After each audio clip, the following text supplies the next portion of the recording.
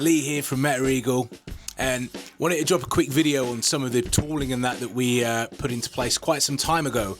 I've had quite a lot of questions recently about a particular tool and how we're able to automate our Windows 10 to 11 reporting. So I thought rather than gatekeep, I would put something together, show you a little bit about that tool and what it is that we did to automate the reporting over to the customers.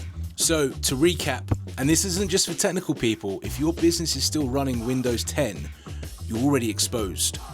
Windows 10 was end of life in October 2025. That means no more security updates, no more vulnerability patching, and every new exploit discovered from now on is going to be an issue for your business. So what we did tail end of 2024 was to develop an application that would allow us to report on the entirety of our estate. As you can imagine, as a MSP, a managed service provider, we look after a lot of machines and we had to automate that process. So what I wanted to do, with no further ado, is show you that tool, how we automated the reporting to the customer and made our lives a hell of a lot easier. Right, okay, so we are an Enable Insight house, which means for our remote monitoring and management tool, we utilize Enable's Insight tool. So therefore, the CSV import is designed to take the data from that tooling and present it accordingly, but there's no reason why you can't change that to work with your relevant RMM. So as you'll see, if you go to win11.metaeagletools.co.uk, you will see our compatibility reporting tool. We've left this open for people to use and utilize as they will. And I know that there'll be some questions about the data. So all the data is just contained within your browser's cache. So therefore no information about customers and sites are kept anywhere else other than the local session that you're using. So you'll see when we first visit the tool online, we've got the option to upload a CSV. For demonstration purposes, I'm going to load some demo data. So as soon as that loads, you'll see we're presented with how many devices we've got across all of our customer estates, how many are compatible with Windows 11, how many are running Windows 11, and how many are not compatible or have incomplete checks. So if we were to go to one of our fake customers, Acme Corporation, and we view this report, we'll see in the first instance we're presented with a very nice top level executive summary of how many devices are across the customer, how many are on Windows 11 and how many are compatible, and therefore how many remaining require attention.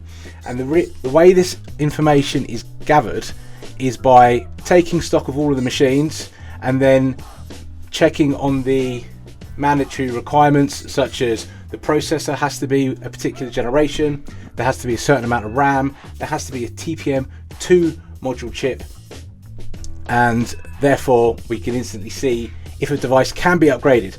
We've also got the option to manually flag devices. So this might well be that on paper they've got 4 GB of RAM and it's possible for them to run Windows 11. However, we wouldn't recommend it.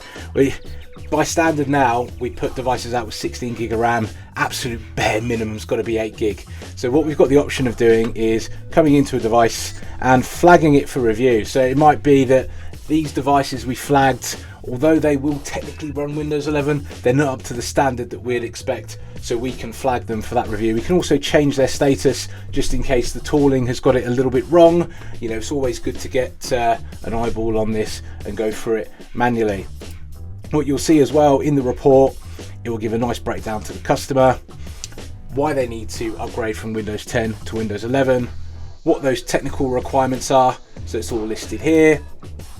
And as part of that, all of the individual machines and the ones that have been noted or flagged that can't upgrade. So therefore, we can then take that report, we can export that to a PDF, we can save that accordingly and present that back to the customer. So don't forget, all of this is imported from our RMM tool. We're not having to do it manually. We can do it for dozens and dozens and dozens of customers that we support and the absolute hundreds, if not thousands of machines. And that's how we've managed to put together something really quickly to customers to present to them the machines that they need to upgrade. So don't forget, the options are you either upgrade to Windows 11. If your machine is not capable of doing so, then perhaps it's a hardware requirement. There is a third option, which is to buy the enhanced security updates for a further year. We've got more of that information on our blog. So I'm hoping this tool, one, has been helpful to see how it works, but two, will come in handy for people to use and to utilize. We're importing all that information, we're presenting the tooling to our customer, and then making sure they've got those findings back to them. So yeah, Lee from Meta Eagle, have fun.